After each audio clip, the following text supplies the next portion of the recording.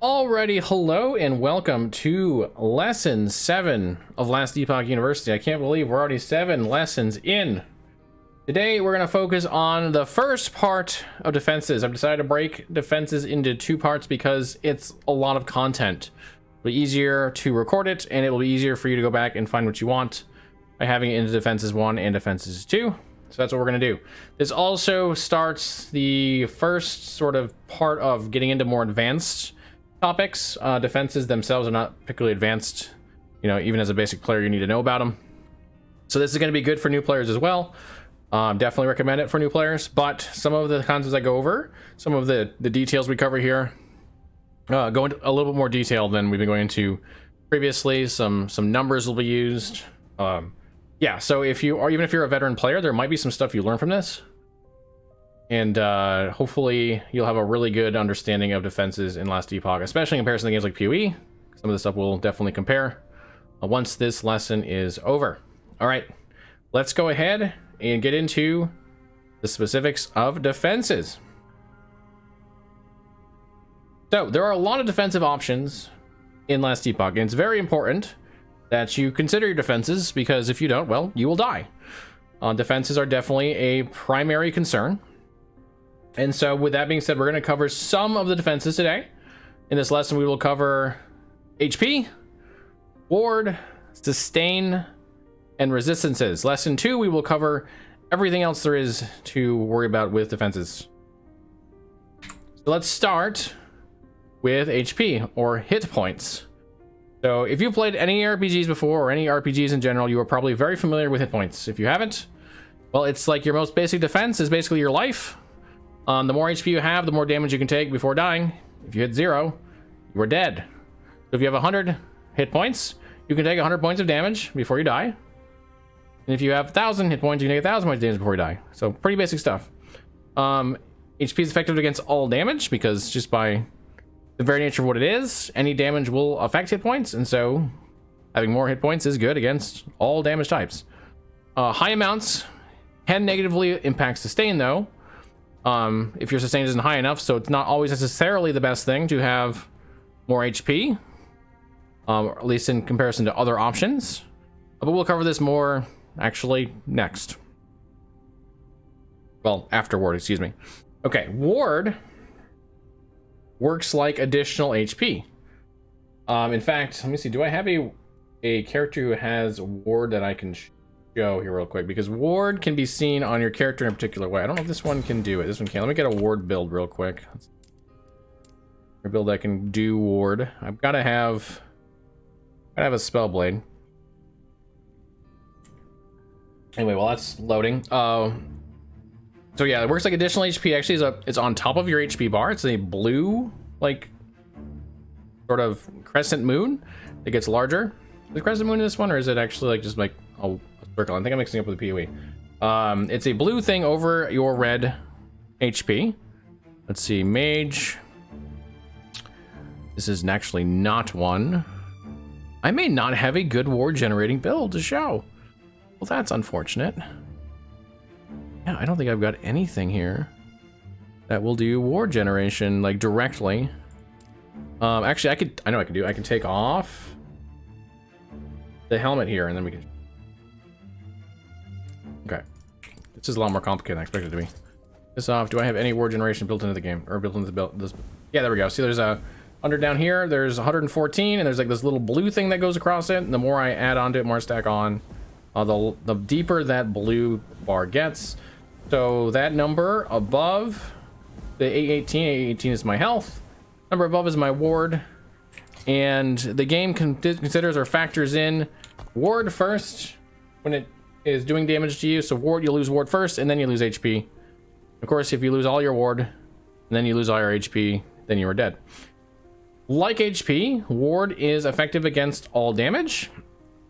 Unlike Path of Exile, ward has no weaknesses. So there's not a particular damage type like in PoE Chaos that ward is inherently incapable of dealing with.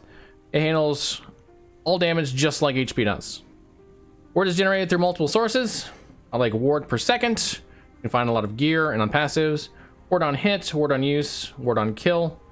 etc. This particular one here right now is just doing it on oops, sorry, I got that helmet back on. This helmet turns off ward, that's why it's not working. I believe it's using it on hit. Nope, it's actually doing it on use. This one is on use. Generates ward.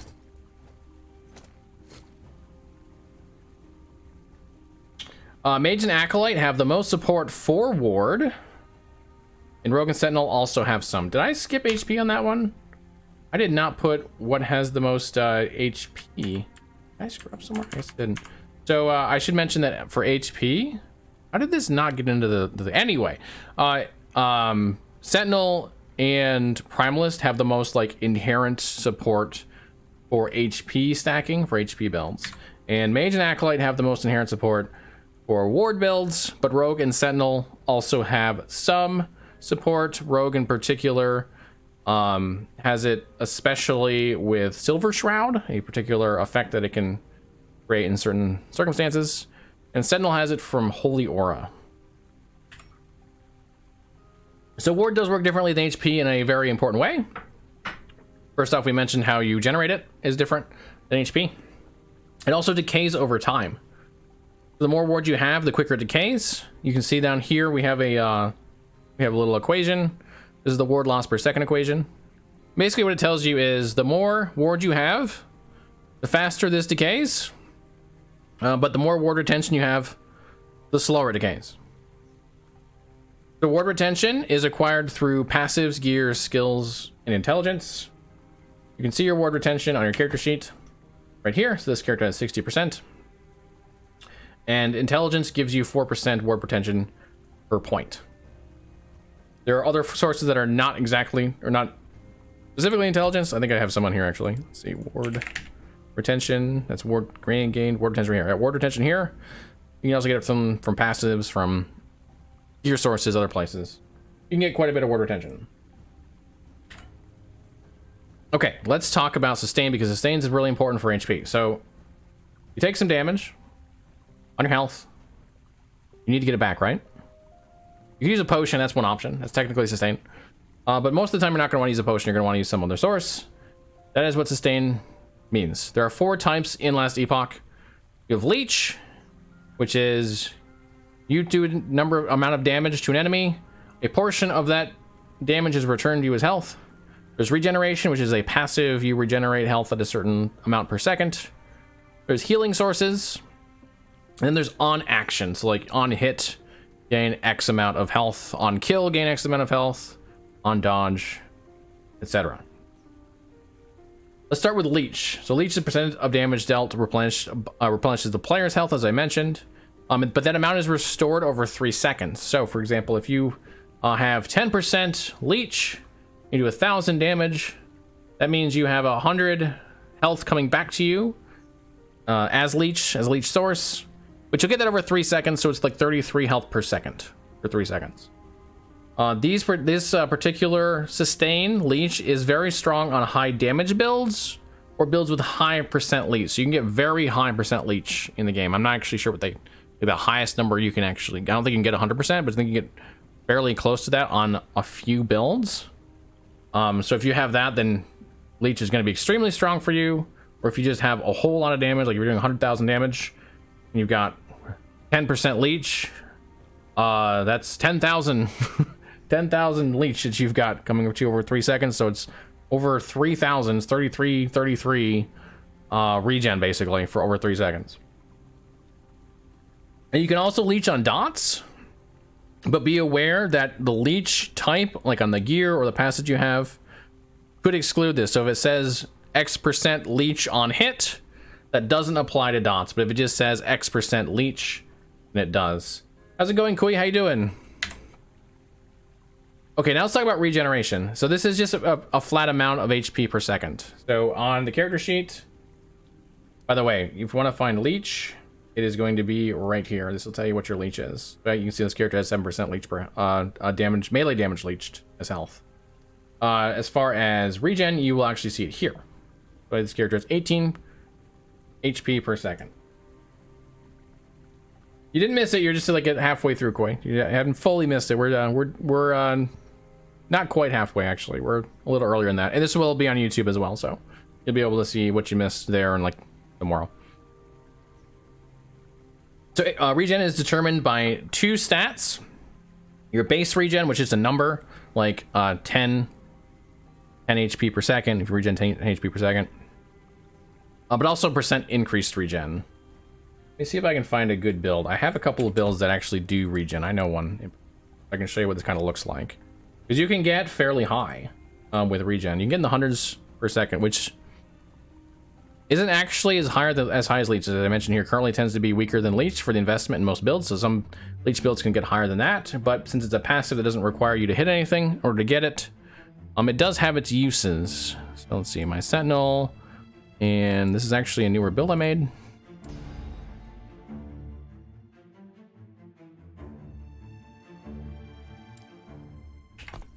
We have 276 health regen, which actually is higher than that. It's once we put on Sigils of Hope, it's 385, give or take.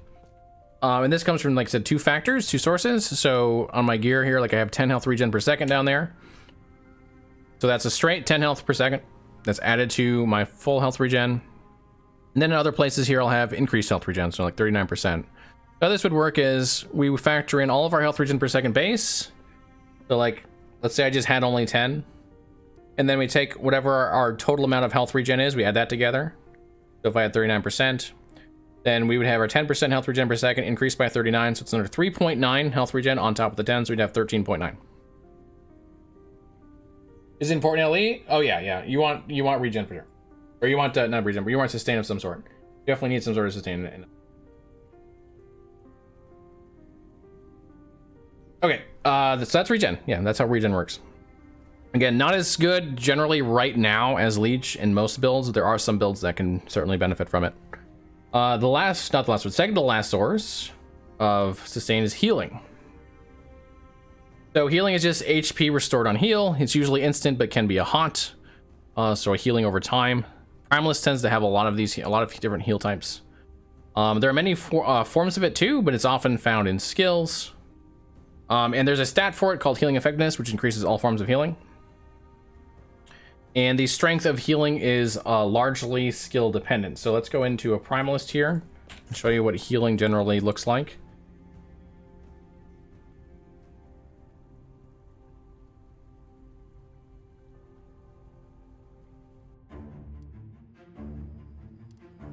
Doesn't matter which one, because I can look at the skill tree regardless.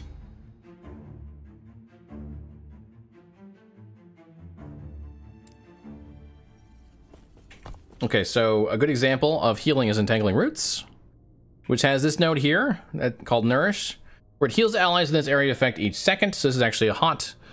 So it heals, if you take all 5 of these, 50 per second. If you have increased healing effectiveness, you can increase that further.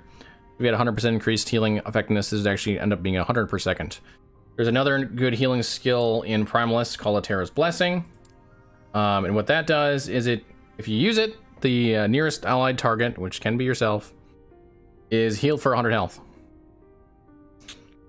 And there's also a hot in here too, but this is just how healing works. Healing is usually something sort of active. You do something and then you get a healing effect of some sort down a skill. Use a skill directly, and then yeah. So if you think about like MMORPGs, where healing is usually like a priest will, for example, put a heal on you and then you have more health, it's the same thing here generally. Okay, and the last one is on an action. So when I do X, I gain health. A good example of this would be, Rogue has some of this stuff. Rogue has quite a bit. Also gear, there's a lot of gear. Health on melee hit is a big one that you'll find.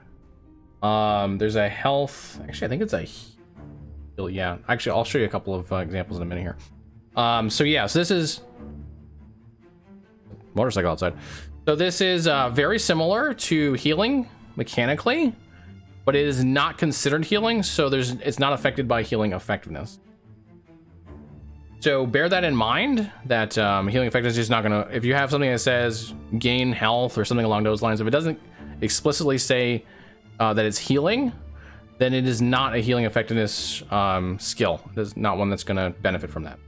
So some notable examples of where this is used and used well. My favorite probably is in Rogue, particularly in Marksman.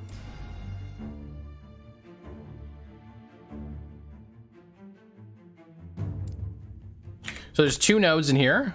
The first one is Sapping Strikes, where when you use a skill that costs 0 mana and hit an enemy, you regain 16 health, also mana, which is really nice, but you regain 16 health per hit.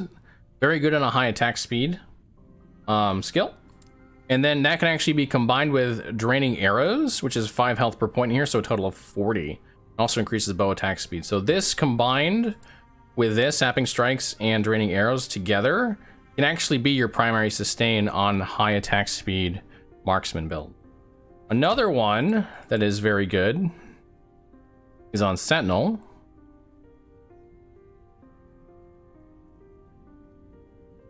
You got this, game. I believe in you. There we go. Is Paladin better for healing? Paladin definitely has some healing support. Right now, healing tends to be pretty niche, though, as far as what's good with it. I can see that changing in multiplayer. Time and Faith here for Sentinel is another very good one. 25 health gained when you directly use Rive, Vengeance, or Smite, along with 10 mana. This is especially good on Vengeance and Smite, Vengeance and Rive, which can get very high attack speed. It can be used as main damage sources as well, so you get that 25 health per hit, or per use, excuse me, not per hit, per use. It can provide a lot of sustain to Sentinel. Okay, let's get into resistances. This is a bigger topic than the first two by far, than HP, Ward, and then Sustain. Those two I think are fairly easily understood. Ward's a little weird, but generally I think people have a good basic understanding of that. Resistances in this game seem like they're very easy to understand. In a lot of ways they are, because they work at the base level similarly to other ARPGs like Path of Exile, but deeper down they don't work similarly. So we're going to cover how they work differently. The resistances provide protection against the corresponding damage types, which are physical, the 3 elemental types, cold, fire, lightning, poison, necrotic, and void. You want to see that on your bar, on your tree, how much you have, it's right here. These are your resistances. They protect against both hits and dots. So for example, physical will protect against bleed, which is a physical damage over time. Poison will of course affect against poison dots. Another good example, ignite for fire. If you have fire resistance, it will protect against ignites. It caps at 75%. As a hard cap, you can't go. You can have more than that. So like this character has like 207 fire, but 75% is always the cap as far as how much it will ever protect. So going over doesn't do you any good. Except in one case where you can get shredded below your cap. So like if I had just exactly 75% fire resistance and there was an enemy who had fire shred on them and they hit me a few times and shred some of my resistances, I'll have less damage reduction against fire at that point. But if I have the 209%, the chances of an enemy ever shredding down to 75% are almost 0. So that is a benefit of going over cap. Generally, you don't need to worry too much about that, but just, you know, in case you want to worry about shred, if you go over, it's not like a complete and total loss, but you're only ever going to benefit if you're shredded down below your cap. It is generally encouraged to cap resistances early to mid mono. And you can also consider capping or developing into a particular resistance for a particular chapter. So different chapters have different like damage type themes. Like the first one's void, the second one's necrotic. I should say sections, not necessarily chapters. Like the first section of the story is void, the second section is necrotic, the third is mostly cold, a little bit of fire, etc. All classes also specialize in resistances in some way. So for example, mages have a lot of elemental resistance passives. Rogue has some poison resistance. Acolyte, as you expect, has a lot of necrotic resistance. Sentinel has physical and fire. Very thematic. Okay, here's where the game is different than PoE. This is so if you're coming from PoE and you're trying to theorycraft, stuff can get very confusing. So it's really good to know how it is working in a way that's different than what you're used to. So in Last Epoch, enemies gain 1% resistance penetration up to level 75. Which means that at level 75, they have 75% penetration, and they maintain that. So 75 to 100, they'll have 75% resistance penetration. That's to all resistances, all enemies. It's not damage type specific per enemy. They all have 75% penetration against you. Resistances can go negative as well. So, for example, if you are a level 1 character and you take 100 damage hit and you have 0% resistances, you take 100 damage. But if you're a level 75 character and take the same 100 damage hit with 0% resistances, given that the enemy at level 75 has 75% penetration against you, and you can go negative, means you take 175 damage. You take 75 more damage than you take from that base attack because of that penetration. Now, on the flip side, if you're a level 1 character and you take the 100 damage hit, you have 75% resistance, you're capped. You only take 25 damage, there's no penetration. By the way, it's very, very, very, it's practically impossible. I'm pretty sure it's impossible to have 75% resistance at level 1, but just as an example. If you did have that, you would take 25 damage. So you'd actually have a true 75% damage reduction. But at level 75, because of that penetration, if you take a 100 damage hit with a 75% cap, you take 100 damage because all you've done is mitigated the penetration. Now the game is balanced for this, so it's expected that you'll have resistance capped or near capped. So it's not like the enemies are hitting like significantly harder than they are in PoE. This is a part of the balance calculation that they do this, but just be aware of how that works. So compared to PoE, no matter what level you're at, because that penetration thing isn't in effect, there is no penetration system for PoE that's just like built into the mobs. If you take 100 damage at capped resistance, which is also at 75, assuming you're at 75, because PoE you can add cap to it, but let's say just like the base cap at 75. You take 25 damage. So that's a big difference, right? 100 damage taken in LE at level 75 plus with capped resistance is 100 damage. In PoE, same numbers, it's 25 damage.